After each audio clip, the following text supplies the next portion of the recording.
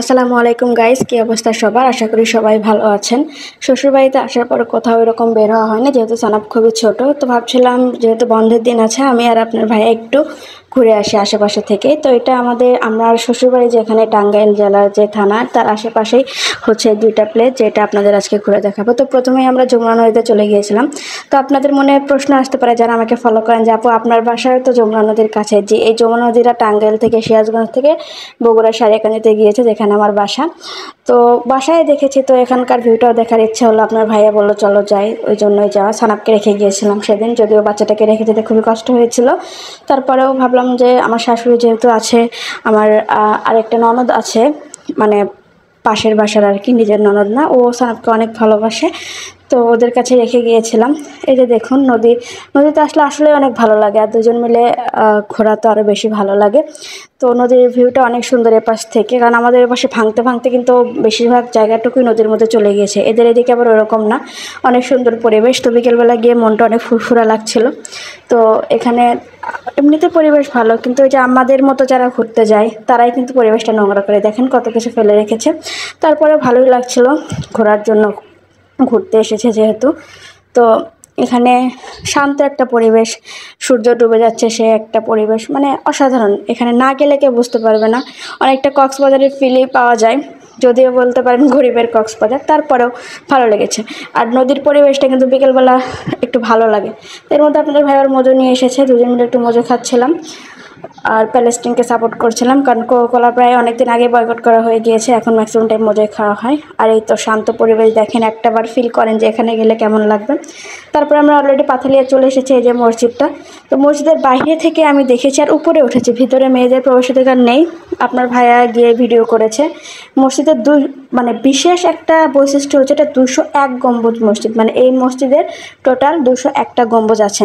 এটা টাঙ্গাইল জেলার গোপালপুর থানার পাথালিয়াতে অবস্থিত। আপনারা যারা চান আসতে, এখানে কমেন্ট করতে পারেন, আমি ডিটেলস লোকেশন শেয়ার করে দেব।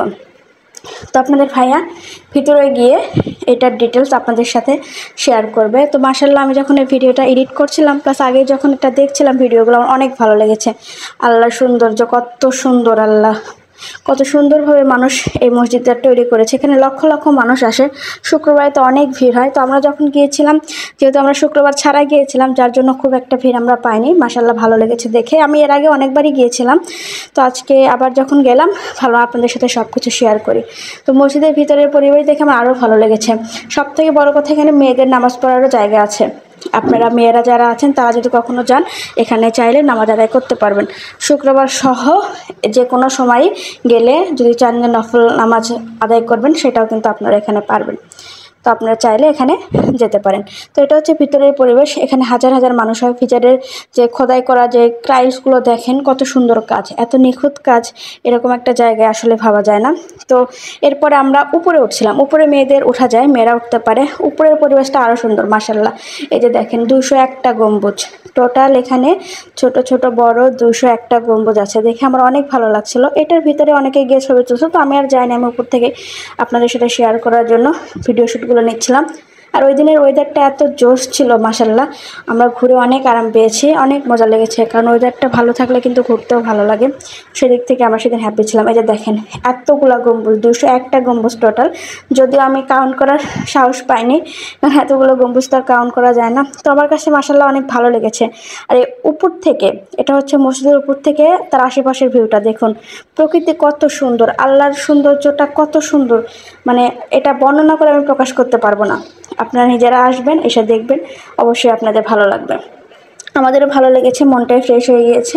তো যেহেতু সানাপকে রেখে গিয়েছিলাম, তাই আর বেশিক্ষণ দেরি করিনি, অলরেডি অনেকক্ষণ অনেক জায়গায় ঘুরে ফেলেছি। তো ভাবলাম মসজিদ থেকে বের হয়ে একটু কিছু খাওয়া দাওয়া করি, কারণ খাওয়া দাওয়া না করলে তো আপনার ভাই আবার বাসায় নিয়ে আসবে না। তো আমার পছন্দের ফুচকা, যদিও খুব একটা ভালো লাগেনি, তারপরেও খেয়েছি। আর ও একটু সিঙ্গারা খেলো, মিষ্টি সিঙ্গারা ছিল। মিষ্টিটা আমরা কেউই পছন্দ করি না, তো বললো গরম গরম একটু খেয়ে নিই।